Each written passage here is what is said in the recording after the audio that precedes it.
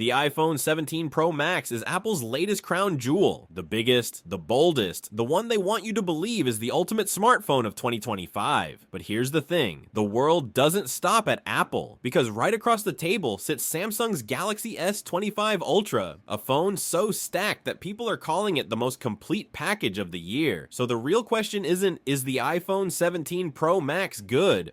Of course it is. The question is, how does it hold up when the gloves come off against Samsung's best? And trust me, some of these results will surprise you. Let's start with design. The Galaxy S25 Ultra feels like a phone made by people who actually use phones. It's thinner, lighter, and the in-hand feel is just right. Sleek without being slippery. It looks like the phone version of a tailored suit. Now flip to the iPhone 17 Pro Max. And oh boy, things get weird. That massive camera bump, even bigger. The Apple logo, slightly off center, and that new dual tone finish, more divisive than daring. And then there's the materials. Samsung kept titanium. Apple ditched it for aluminum. 2 years ago, Apple called titanium revolutionary. Now, it's gone. Meanwhile, Samsung stuck with it. And the Ultra feels tougher, more premium, more consistent. So yeah, design crown goes to Samsung. Now battery life. And here's where Apple fights back. For the first time in years, the iPhone actually has a slightly larger battery than Samsung's Ultra. On paper, it's only about 88 milliamp hours more. But real world use, that's where iOS shines. Apple's efficiency, background management, and thermal control mean the 17 Pro Max could finally outlast Samsung in endurance. Remember last year, the iPhone 16 Pro Max had a smaller cell, yet it still kept up with Samsung. This time, with a bigger cell, Apple might actually pull ahead. But when it comes to charging, Samsung still wins. Faster wired speeds, hands down. Apple improved a little, but nowhere close. Wireless charging though, MagSafe still feels smoother and more consistent than Samsung's. So battery edge to Apple, charging crown to Samsung. Let's talk AI, the buzzword of the year. And honestly, Samsung is running laps around Apple here. Galaxy AI brings live translation, smart editing tools, and productivity features that actually matter day to day.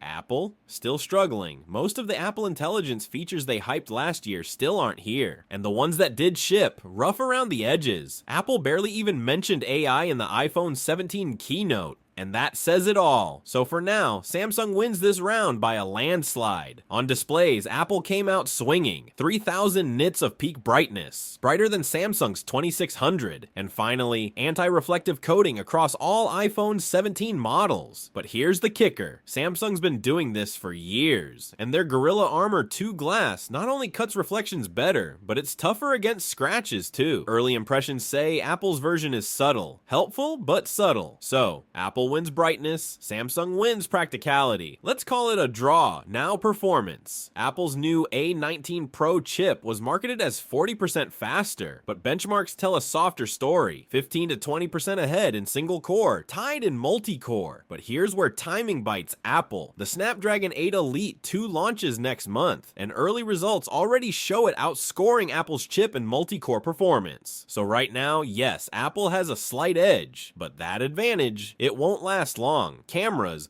always the big showdown. Apple's move, a 48 megapixel telephoto, yet bigger sensor. But they dropped true optical zoom from 5 times to 4. That 8 times telephoto they bragged about. It's just digital cropping. Meanwhile, Samsung packed in the heavy hitters. A 200 megapixel main, a 50 megapixel 5 times telephoto, and a 10 megapixel 3 times. That's range, versatility, and options Apple just doesn't match. On paper, Samsung takes it, but Apple's image processing is legendary, and it could make up the gap. So until we see real samples, the rear camera win stays undecided. Where Apple does score is up front. That square sensor and center stage feature mean you can shoot proper landscape selfies without rotating the phone. Samsung still can't do that. Special features time. Samsung still has the S Pen, neatly tucked inside, packed with features. If you use it, it's a game changer. Apple, they gave us a dedicated camera button last year, and it flopped so hard that even Apple stopped showing it off in their promos. So yeah, Samsung wins this one with ease. So what's the verdict? The iPhone 17 Pro Max is still a fantastic phone. Bright, efficient, durable, and deeply tied into Apple's ecosystem. But head to head with Samsung's S25 Ultra, Samsung just feels like the more complete, more versatile flagship. If you're locked into Apple, you'll love the 17 Pro Max. If you're Team Samsung, you're not switching. But if you're undecided, the safer all-around choice right now is the S25 Ultra. And I know some of you won't like that take, so let me know in the comments, which one would you pick and why? And if you want my full breakdown of just the iPhone 17 lineup, I've got that linked right here. I'll see you there.